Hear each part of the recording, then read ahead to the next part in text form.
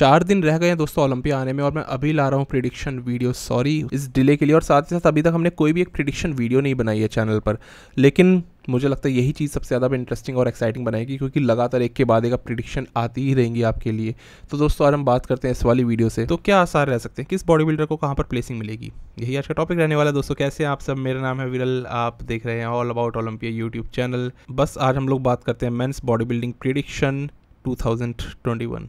इस साल की प्रिडिक्शन बनाओ इससे पहले पिछले साल के रिजल्ट्स पे एक बार निगाह डाल लेते हैं। पिछली बार हमें मालूम है बिग रैमी ममदू एल्सपीए जीत गए थे, मिस्टर ओलंपिया का टाइटल उन्होंने क्लेम कर लिया था। ब्रेंडन करी सेकंड पर थे दोस्तों, वहीं थे थर्ड पे फिल हीथ, चौथे नंबर हार्डी शुपन का लगा था जो कि बहुत ही लेट आए थे यूएस के अंदर। 5वें नंबर पर विलियम बुनैक खिसक के चले गए जो कि ठीक एक साल पहले दूसरे नंबर पर आए थे। यहाँ पर छठा नंबर लगा अकीम विलियम्स का जो कि एक बहुत ही बड़ा सरप्राइज था। 7वां नंबर लगा इयान वेलियर का जो कि अगेन बहुत बड़ा सरप्राइज था, क्योंकि वो सीधा 14वीं प्लेसिंग से 7वीं प्लेसिंग तक आ गए थे। हंटर लब्राडा ने अपना प्रो डेब्यू करा और 8वां नंबर लेकर के आ गए ओलंपिया में, जो कि बहुत बड़ी अचीवमेंट थी। और हरा दिया यहाँ पर डेक्स्टर जैक्सन को जो कि 9वें नंबर पर प्लेस हुए थे। और डेक्स्टर जिस नंबर से ओलंपिया में आए थे यानी कि 1999 में 9वें नंबर पर, उसी नंबर से उन्होंने एग्जिट करा और रिटायरमेंट ले लिया बॉडी बिल्डिंग से। दोस्तों 10वां नंबर लगा था जस्टिन रॉड्रिग्यूज का।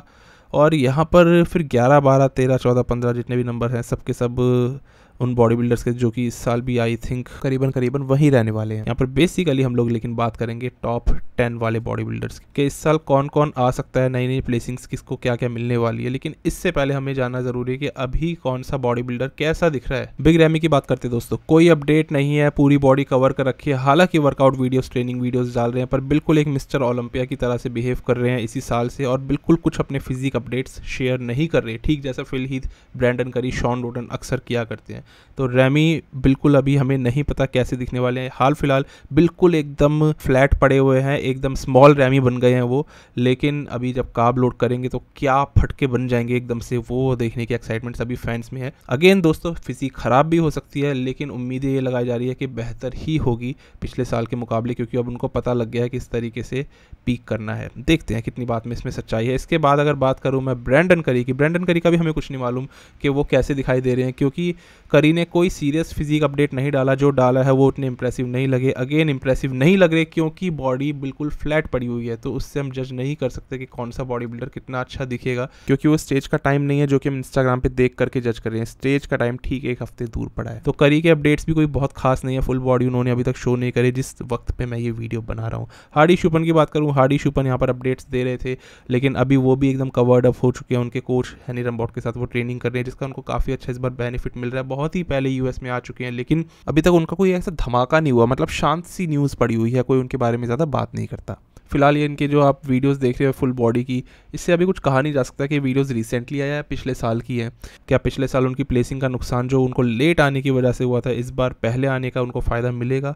अभी के इनके फिजिक अपडेट सब र्यूमर बेस्ड हैं, हमें नहीं पता कितने पुराने या कितने रिसेंट हैं। इसके बाद दोस्तों अगर मैं बात करूँ फिल हीथ की, फिल हीथ इस साल नहीं खेलने वाले हैं, और ये बात कंफर्म करी है उनके कोच हैनी रम्बॉट ने। फिल हीथ ने भी कोई ऐसा पोस्ट नहीं डाला कि जिससे उनकी ओलंपिया कंफर्मेशन हमें पता लगे। 5वें नंबर पे जो पिछले साल विलियम बुनैक आए थे, इस साल हमने उनका फिजिक अपडेट डेफिनेटली देखा इससे पहले उनको गेस्ट पोजिंग करते हुए, जिसमें कि उनकी बॉडी हमें देखने को मिली एक झलक, और काफ़ी कुछ पता लग रहा था कि उन्होंने क्या इम्प्रूव करा है या क्या नहीं। बात करूँ पर्टिकुलरली उनके इम्प्रूवमेंट्स की, तो वो बहुत ज़्यादा कोई ऐसे सिग्निफिकेंट नहीं है। हालांकि विलियम बुनैक ने अपना नया कोच इस साल पकड़ा है जो कि है अब्दुल्ला। यहाँ पर डेफिनेटली यार विलियम को देखो साइज़ और बेहतर लेग्स की ज़रूरत है। मैं अभी भी देख रहा था 2019 इनकी और ब्रेंडन करी की आर्नोल्ड में जो कंपैरिजन चल रहा था, वो वाले बुनैक वापस चाहिए यार। वो कंडीशनिंग, वो साइज़ बहुत ही बेहतरीन लग रहे थे यार, बहुत ही खतरनाक बॉडी थी। कहीं आप कमी नहीं निकाल सकते कि साइज़ की कमी है या फिर कंडीशन कहीं से कहीं तक कम है। अभी आर्नोल्ड में तो लटक गए थे वीज़ा इश्यूज़ के चलते, लेकिन यूएस में आने के लिए हमें पता है इन्होंने पोस्ट डाल दिया है, देखते हैं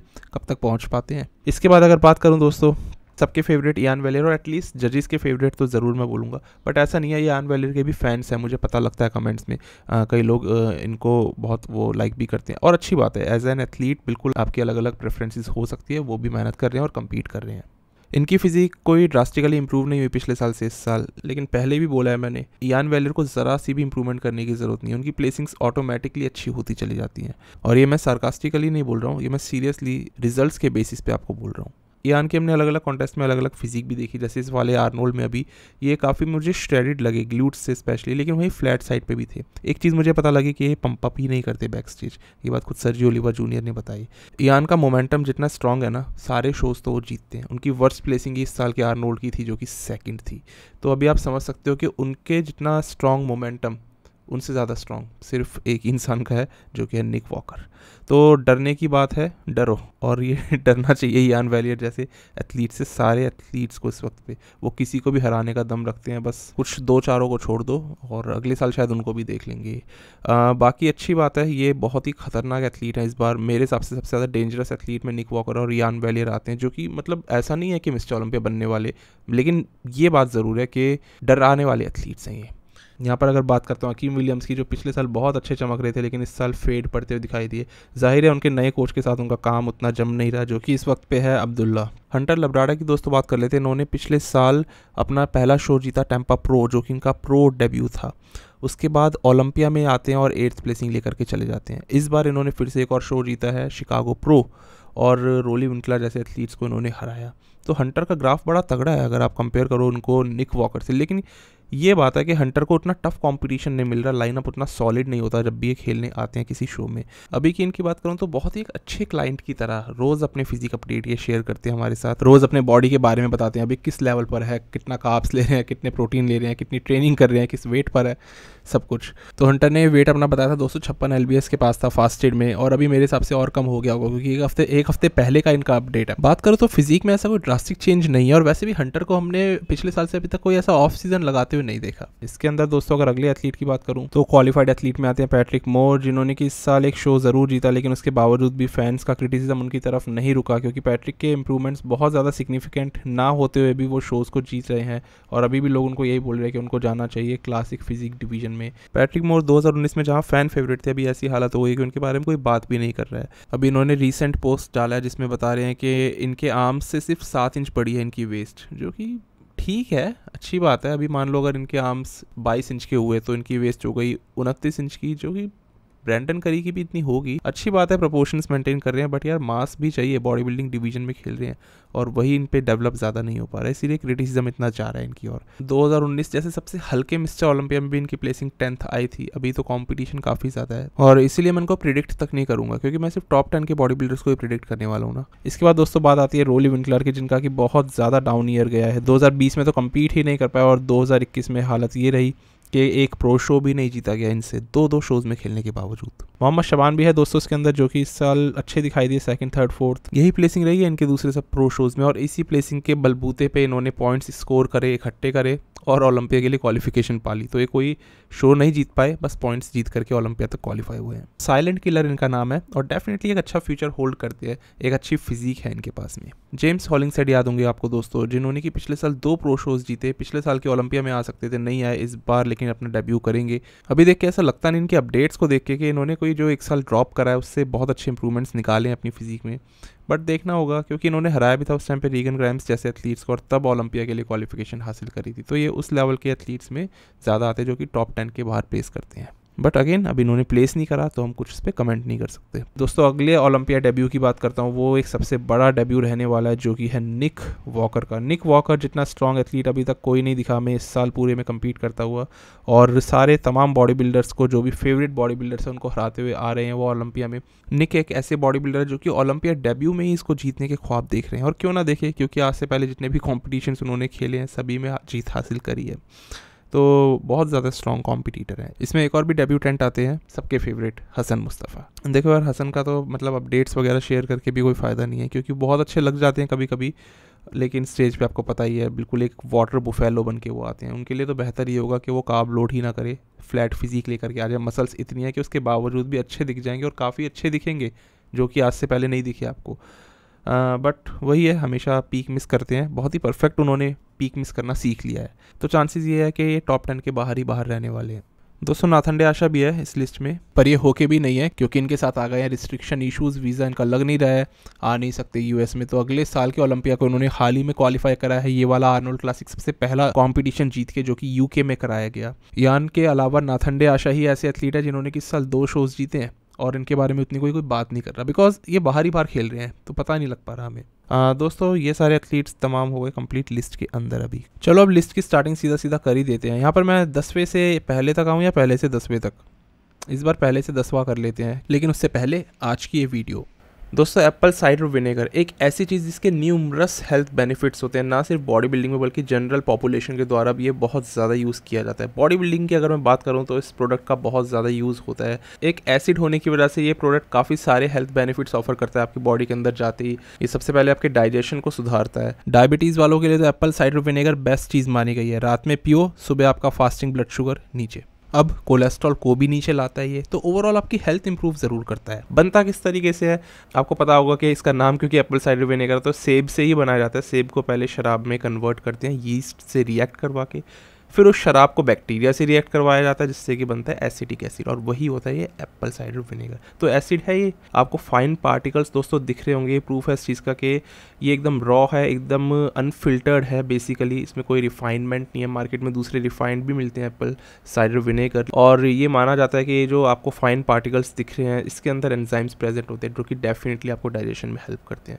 तो बेनिफिट्स अगर मैं बात करूँ शुगर कंट्रोल से लेकर के डाइजेशन तक की कई सारे आपको देखने को मिल जाएंगे। अब एक एसिटिक एसिड होने के नाते दोस्तों ये एंटीबैक्टीरियल भी है, तो अगर कहीं पे घाव वगैरह हो और क्रीम ना लगाने को मिले, इसको लगाने से बैक्टीरिया आसपास के किल हो जाते हैं, वहाँ पे भी ये काफ़ी फायदा देता है। तो एप्पल साइडर विनेगर दोस्तों एक ऐसा प्रोडक्ट है जो ना सिर्फ बॉडी के अंदर बल्कि बॉडी के बाहर भी काम कर सकता है। अब ले इसको कब सकते हैं? कभी भी लो, सुबह दोपहर शाम रात। वैसे कहा जाता है अगर सुबह खाली पेट आपने 2 चम्मच पानी में ले लिया, उसके बाद अगर कई लोग करते हैं कि कार्डियो करने चले जाते हैं 20-25 मिनट करके आए, फिर अपना मील पहला लेते हैं, तो उस सिनेरियो में एप्पल साइडर विनेगर अपना बेस्ट काम करता है। मैं अगर अपनी बात करूँ दिन में इसको मैं 2 बार यूज़ करता हूँ, एक बार सुबह खाली पेट और एक बार शाम को मैं इसको यूज़ करता हूँ। मील्स बहुत ही बेहतर डाइजेस्ट होते हैं बिकॉज पेट के एसिड को ये बढ़ाता है। एसिड बढ़ेगा, पेट में खाना अच्छे से पचेगा। दोस्तों ये अगर आपको खरीदना है तो उसका लिंक आपको मिल जाएगा नीचे। मैंने कंपेयर किया है जब दूसरे ब्रांड से, तो ये सबसे ज़्यादा सस्ता है, मतलब कॉस्ट इफेक्टिव है, तो बिल्कुल आप इसके लिए जा सकते हो। मेरा ये गो टू प्रोडक्ट है। दोस्तों पहला नंबर मुझे लगता है बिग रैमी का ही होने वाला है। हालांकि बहुत लोग यहाँ पर निक वॉकर भी बोल रहे हैं, बहुत लोग यहाँ पर शायद हार्डी शुपन बोल रहे हो, और ब्रैंडन करी बोलने वाले लोग तो हैं। वैसे बोल रहे हो कोई आप में से? मुझे बता देना अगर सही में है। यहाँ पर दोस्तों बिग रैमी हालांकि पूरे साल गायब थे।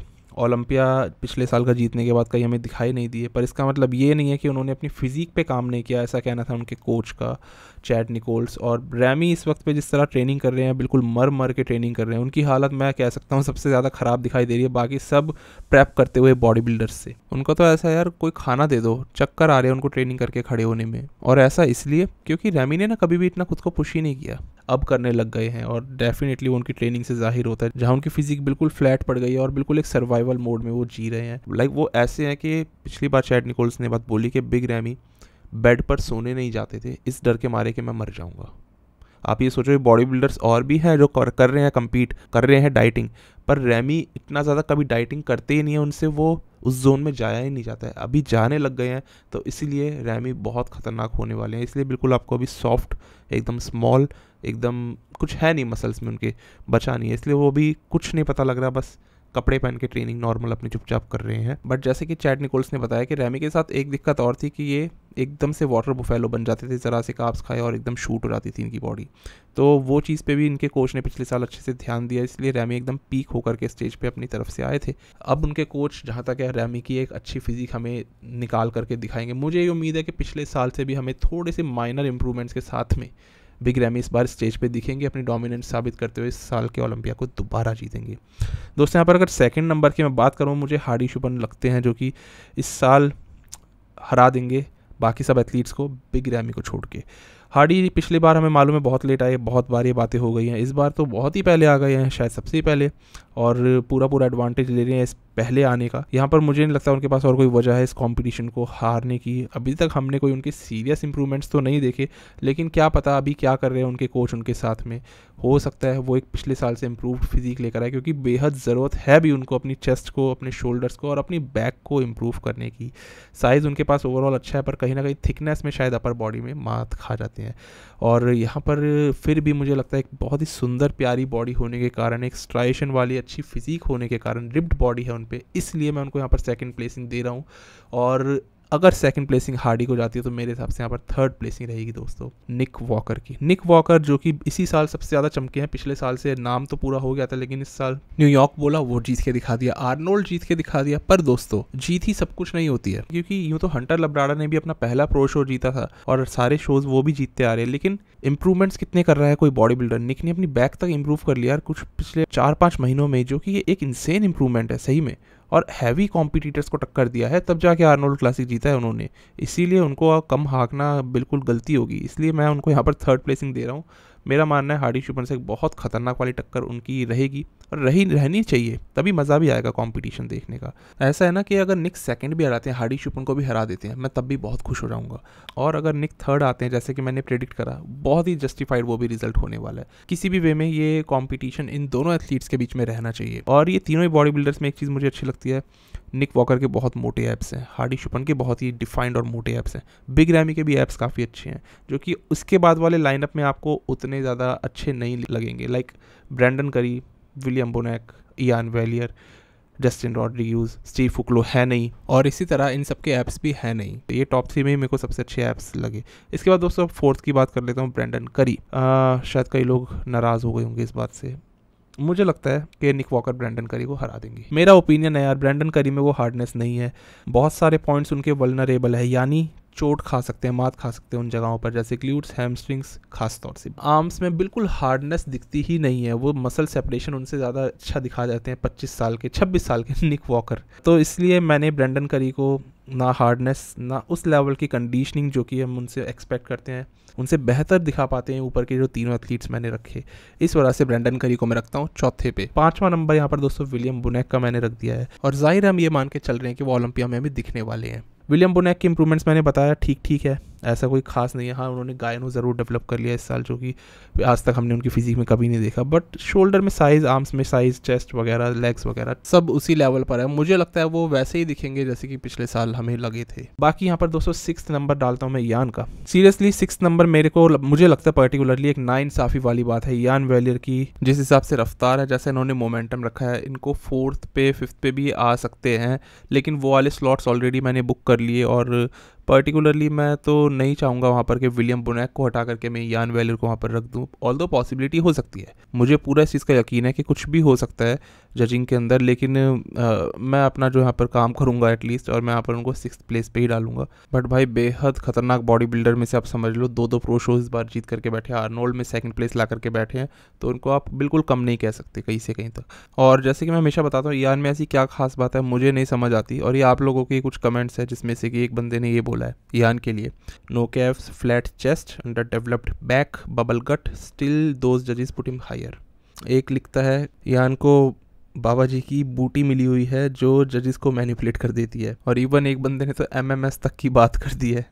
लेकिन प्रैक्टिकली आज व्हाट्सएप का ज़माना है। नहीं मतलब देखो यार, सीरियसली अगर बोलूँ मैं तो अच्छा नहीं लग रहा है जो इतना ज़्यादा लोग बोलते हैं। ऑल्दो ये बात भी दोस्तों बिल्कुल सच है कि बॉडी बिल्डर्स ने बेहद गंभीर आरोप लगाए हैं जजेस पर, और गंदी से गंदी पॉलिटिक्स की बात बोली है, जब नेल्सन बाटी जैसे बॉडी बिल्डर्स, शॉन रे जैसे बॉडी बिल्डर्स काफ़ी ख़राब आरोप लगाते थे जजेस के ऊपर।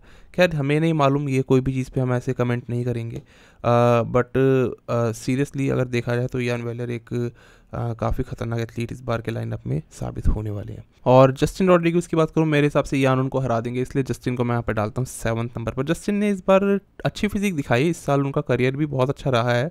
पिछले साल मुझे थोड़े ज़्यादा इंप्रेसिव लगे थे, बस ये चीज़ है। अगर ज़्यादा अच्छा पीक कर जाते हैं तो चांसेस है वो यान वेलियर को यहाँ पर ओवरटेक कर जाएँ, पर मुझे लग रहा है कि मोमेंटम ज़्यादा अच्छा वेलियर का चल रहा है, तो इसलिए वो जस्टिन को अपने से आगे निकलने नहीं देंगे। 8th नंबर की बात अगर दोस्तों मैं करूँ तो मुझे लगता है दोबारा से यहाँ पर हंटर लब्राडा अपना प्लेस सिक्योर करेंगे इस जगह पर। हंटर की जैसे कि मैंने बताया कोई बहुत ज़्यादा मेजर इंप्रूवमेंट्स नहीं है, क्या है कि उनकी बॉडी ना है बैलेंस में, ये बात मानने वाली है। और कहीं कहीं पे जैसे मैंने बताया चेस्ट वगैरह उतनी ज़्यादा उनकी थिक नहीं है, इनफैक्ट फ्लैट आती है, फाइबर नहीं आते, बॉडी में हार्डनेस नहीं आती, बट बॉडी बिल्डर वाली बॉडी है उनकी, बैलेंस में मसल्स हैं, बाइसेप, आर्म्स, लेग्स, लैट्स, तो इस वजह से मैं कह रहा हूँ। तो 8th नंबर पर आ सकते हैं। 9वां नंबर दोस्तों मैं डालता हूँ अकीम विलियम्स का। यस, अकीम को इस साल हमने बहुत अच्छा नहीं देखा और अभी तो और काफ़ी ख़राब हो ही गए थे, पर स्टिल आर्नोल्ड में 5वीं प्लेसिंग लेकर के गए, अपने से काफ़ी बेहतर सर्जियो ओलिवा जूनियर को उन्होंने हरा दिया। ये बात सब लोगों ने देखी है और एकदम साफ है। इसका मतलब जजेस स्टिल बिल्कुल साइज को प्रेफर दे रहे हैं। आपको याद होगा 2019 के अंदर अकीम विलियम्स ने पैट्रिक मोर को भी हरा दिया था, जबकि पैट्रिक कितने आगे थे उनसे कंडीशनिंग में और अच्छी क्वालिटी की मसल्स पैट्रिक में थी, बट और वैक्यूम भी कर रहे थे, बट अकीम एकदम ऑफ और तब भी हरा के चले जाते हैं। क्लियर समझ में आ रहा है कि जजिस को सिर्फ मसल्स से मतलब है, क्वालिटी से कोई लेना देना नहीं। ऐसे में क्या हो सकता है ना कि अकीम विलियम्स हंटर लब्राडो को यहाँ पर हरा सकते हैं, 8th प्लेसिंग वो लेकर के जा सकते हैं। मुझे काफ़ी ज़्यादा इस चीज़ पे भरोसा है, बट स्टिल मैं ये अपने हिसाब से चाहता हूँ कि हंटर उनसे ऊपर रहे, क्योंकि हंटर कुछ तो क्वालिटी मसल्स दिखाते हैं। मेन बात क्या है ना, हंटर एक जैसे दिख जाते हैं, फिर भी अकीम इस बार काफ़ी अच्छे दिख रहे हैं, अगली बार बिल्कुल ख़राब, इनकंसिस्टेंट बॉडी बिल्डर्स में आते हैं, तो इसलिए यहाँ पर मैंने उनको 9th पे रखा। बट अगर अकीम ड्राई आउट हो गए तो बहुत सारे बॉडी बिल्डर्स को अपनी लीग में खा जाएंगे वो और ऊपर आ जाएंगे। 10th प्लेसिंग की दोस्तों बात करूँ, दिल टूटने वाला है आप सबका, रोली विंकलर को रखूंगा। मुझे मालूम है कि आप लोग भी बिल्कुल सोच रहे होंगे मैं क्या बोल रहा हूँ क्या नहीं बोल रहा हूँ, पर यार रोली क्या कर रहे हैं क्या नहीं कर रहे हैं वो भी तो देखो ना, कुछ समझ में आता है उनका। कभी भी कुछ भी कितना ही अच्छा कर देते हैं, कभी भी कितना ख़राब। मैंने पहले भी आपको बोला था उनका 10 साल का ग्राफ उठा के देखो, सबसे ज़्यादा इनकंसिस्टेंट बॉडी बिल्डर आपको हो पाएंगे। वो ऐसे भी नहीं है कि पिछले 10 साल में सबसे ज़्यादा बार टॉप 5 में प्लेस होते हो, जबकि रोली विंकलर का नाम है हर जगह पे, कोई छोटे मोटे एथलीट्स में नहीं काउंट होते, बट वो टॉप 5 वाली आप उनकी रैंकिंग मुझे उठा के दिखा दोगे, मैं आपको बताऊंगा कि वो सिर्फ 2018-2019 में प्लेस हुए हैं टॉप 5 में, उसके अलावा पूरे 10 साल के करियर में दिखाई नहीं दिए। पर पता है सबसे ज़्यादा ज़रूरी चीज़ क्या है, कि वो यूएस आ जाए, नहीं तो फिर उनका पोस्ट आ जाएगा ज़रूर। तो प्लेसिंग वाइज आप समझे, रोली विंकलर को ना दोस्तों असल में कहीं पे प्लेस ही नहीं किया जा सकता। ध्यान से सोचना, दूसरे बॉडी बिल्डर से कंपेयर करोगे आप देखोगे एक बहुत बड़े इनकंसिस्टेंट बॉडी बिल्डर है वो आज के एरा के, आज तक भी पीक करना नहीं आता उनको। बाकी दोस्तों अगर वर्स्ट केस सिनेरियो रोली के लिए लिखा हो ना, तो ये हो सकता है कि 10वें नंबर पे आ जाए मोहम्मद शबान और रोली 11वें पे चले जाए। उससे भी बुरी बात बताऊँ, खैर छोड़ो, नाथन डे आशा आए नहीं, और हसन मुस्तफ़ा से तो कोई मैं उम्मीद नहीं कर रहा हूँ। ये सब टॉप 10 के बाहर वाले बॉडी बिल्डर्स को मैं वहाँ पे रख रहा हूँ, जेम्स हॉलिंगसेड, रीगन ग्राइम्स या जितने भी और दूसरे एथलीट्स हैं। बस दोस्तों अभी के लिए यही थी मेरी प्रिडिक्शन वीडियो। बिग रैमी के साथ मैं जा रहा हूँ और निक वॉकर को 3rd पर मैं रख रहा हूँ। आप लोग बताओ, आप लोगों को क्या लगता है कि क्या ब्रेंडन करी के बाद मुझे निक वॉकर को रखना चाहिए था, या आप भी ऐसा ही कुछ मानते हो।